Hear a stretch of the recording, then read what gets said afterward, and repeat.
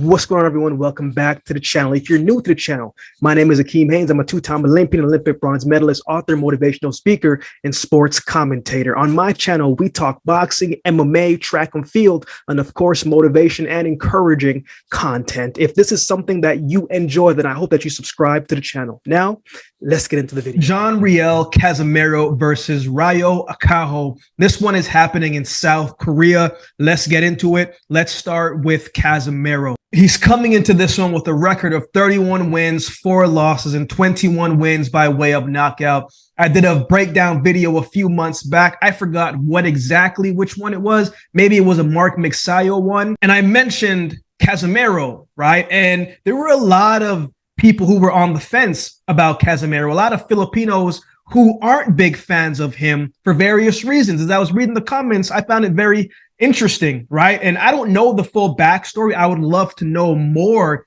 about why Filipinos are on the fence with him, and some do support him. I think it's an interesting conversation to have. Right. So again, I would love to know more. If you would like to share it in the comment section. But after his loss in 2017, he's won 6 of his 7 fights by way of knockout, including when he won the WBO bantamweight title when he beat Zolani Tete, right? He was the underdog in that one and he came out on top. But this is his first fight this year. He's been out of the ring for a full year. In 2020, he only fought once, whereas in 2019, he fought 4 times. So you have to wonder, how will he be with the layoff? How will his body respond? How long will it take for him to find his groove in the fight? But in his last fight against Rigondeaux, it was a very interesting one.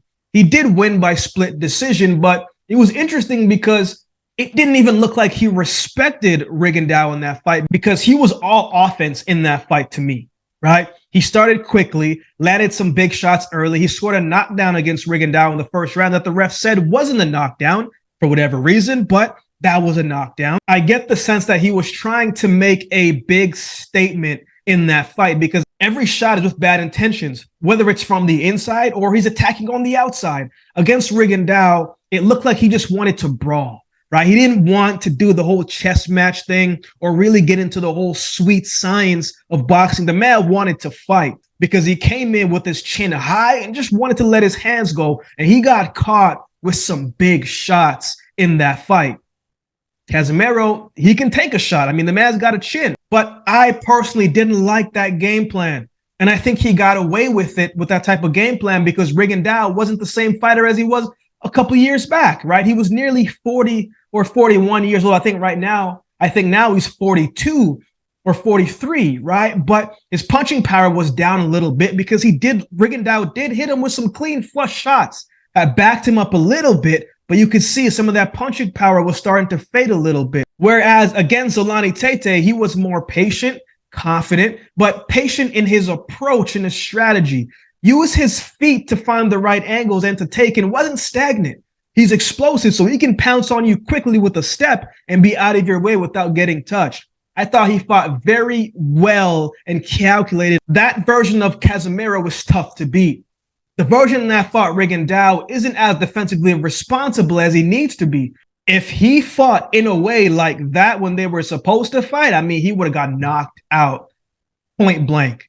Right. So let's see what he does this weekend, because his opponent has 26 knockouts on his resume. Let's talk about his opponent, Ryo Akaho, 39 wins, 2 losses, 26 wins by way of knockout. He's coming in with a lot of momentum. He's been winning a majority of his fights by knockout. So even at 36, he's still sharp. He's got the height advantage and he's got the reach advantage, and he's already fought twice this year. So he is more in the ring ready. Now, this is the first time I'm hearing of him. Being on this side of the world, we don't always get privy to some of the boxers who are doing great things on the other side of the world. So as I was watching the tape on him, I like him. I think he does a lot of good things. However, I couldn't find recent tape, and recent tape means his last fight or the fight before that. But from what I've seen, he's tough. He's got good head movement. He has a nice left hand hook and strong right hand, and the power looks real. He can stumble his opponents if the shot does connect. He's quick enough where he can get himself out of trouble with his feet. He's a good counter puncher and counters with force. He's not a guy to fight on the inside. He moves on the outside and loops his shots in. He uses his jab, but not a whole lot. He's not a stagnant fighter, but I did see when he does get hit, he bruises a little easily to me. So if he gets hit a few times, what will it look like? We also have to look for that looping right hand that he's caught his opponents with in fights before as well. So I like these two men. I like this matchup for these two men at this stage in their career. So who wins? I'm taking Casimero. I notice when Akaho fights fast opponents, he has problems with them, keeping up with their speed. If he gets pushed back and fights off the back foot, I think he gets stuck on the corner and gets caught with some big shots.